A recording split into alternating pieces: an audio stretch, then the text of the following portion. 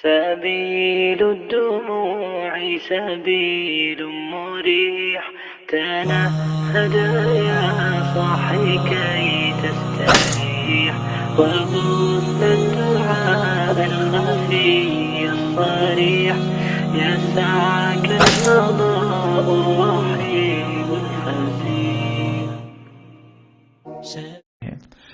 رسول اللہ صلی اللہ علیہ وسلم نے جو امت کو رہنمائی دی ہے، منہج سلف جو ہم بیان کر رہے ہیں، اس کی روشنی میں آج ہم جو گفتگو کرنا چاہ رہے ہیں، نکاح کیا ہے اور اس کے مقاصد کیا ہیں، اور نکاح اور شادی اسلام سے پہلے کیا تھی اور کن چیزوں کو آج بھی لوگ اختیار کیے بیٹھے ہیں، اور سبب اس کا یہ ہے کہ انہوں نے قرآن و سنت کی صحیح تعلیمات کو نہ پڑھا ہے، نہ سمجھنے کی کوشش کی، باوجود چاہت کے بھی بہت ساری چیزوں میں وہ غلطی کر جاتے ہیں، جس کا نتیجہ جہالت ہوتی ہے، جس کا نتیجہ اسلام کی صحیح معرفت نہیں ہوتی۔ تو آئیے، نکاح عربی زبان میں نکح ینکحو، نکحن و نکاحن، جس کا مطلب ہے شادی کرنا۔ عربی زبان میں جب یہ کہا جائے نکحت المرأہ، عورت نے شادی کی، یعنی اپنے آپ کو کسی کے سپرد کر دیا۔ نکاح کا مطلب جذب ہونا بھی ہے، جیسا کہ عربی زبان میں کہا جاتا ہے نکح المطر الارض، بارش مٹی میں جذب ہو گئی۔ جب ایک خاندان دوسرے خاندان کے ساتھ اس طرح مل جاتا ہے کہ گویا کہ یہ شروع سے ایک ہی خاندان تھا، تو ایسی محبت اور کیفیت کو ظاہر کرنے کے لیے نکاح اور شادی ضروری ہے۔ نکاح کا مطلب غالب آنا بھی ہے۔ نکح النعاس عینہ، نیند آنکھوں پہ غالب آ گئی۔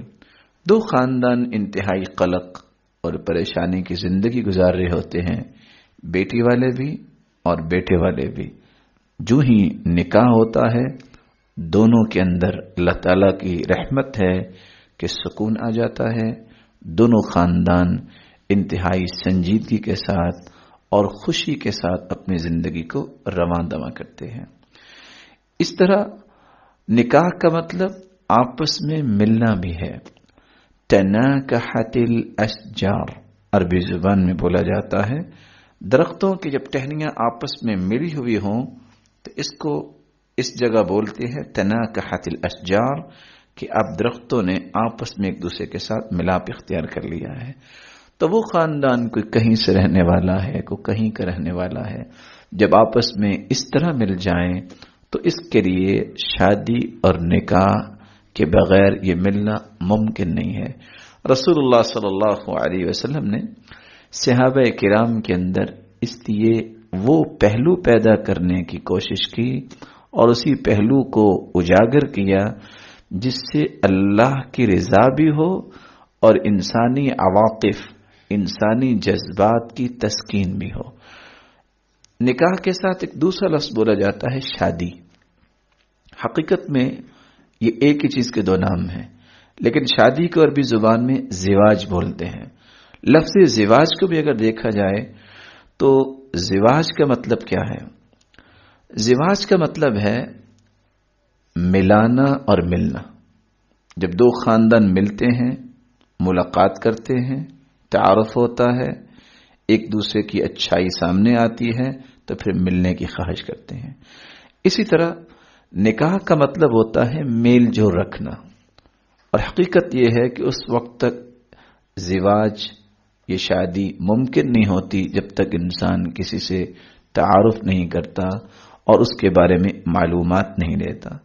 تزوجہ النوم، عربی زبان میں زواج کا مطلب نیند آنا بھی ہے، کہ وہ جیسا کہ ہم نے ابھی بیان کیا کہ دونوں خاندان کس قلق سے زندگی گزارتے ہیں، کب ہمارے بیٹے کی ذمہ داری ہمارے سر سے اترے، وہ بھی خوشیوں میں جائے، کب ہمارے پاس جو امانت ہے بیٹی، وہ امانت اپنی جگہ پہ پہنچے۔ तज़व्वजहु अन्नौम, जब शादी हो जाती है तो दोनों खानदानों के अंदर एक सुकून की कैफियत पैदा हो जाती है। अरबी ज़बान में कहा जाता है इश्तरैतु ज़ौजी निआली, जूती का जोड़ा। इंसान की तकमील ही उस वक्त होती है जब वो शादी कर लेता है। इंसान जितना भी लायक हो, जितना भी अल्लाह ताला ने इसको सलाहियतें दी हों, जब तक वो आइली जिंदगी में कदम नहीं रखता, जब तक वो निकाह शादी नहीं करता, उसकी तबीयत में इन्हिदाम नहीं आता। इन्हिदाम का मतलब सुकून नहीं आता। उसके फैसले जज्बाती हो सकते हैं, या उसमें कोई कमी हो सकती है, या वो थोड़ा सा कवायद और ज़वाबित से हट के बात करने वाला होगा। ये इंसान के अंदर संजीदगी, मतानत उस वक्त पैदा होती है जब वो जिम्मेदार बनता है। रसूलुल्लाह सल्लल्लाहु अलैहि वसल्लम ने सहाबा किराम को ये सारे मफाहिम समझाए कि आइली जिंदगी में जाते वक्त इंसान को सोच के कदम रखना है और इस नीयत से कदम रखना है, सबसे पहले मैंने अल्लाह को राजी करना है, फिर अपने आप को एक ऐसे नहज पे चलाने के लिए तैयार करना है कि मेरा हर कौल, मेरा हर फ़िल अल्लाह के यहाँ पसंदीदा बन जाए। अरबी ज़ुबान में अज़्ज़ाज फटकड़ी को भी कहते हैं, और आजकल अतिबा भी इस बात को बयान करते हैं। उसकी खासियत क्या है कि वो आंखों की ठंडक का बायस बनती है।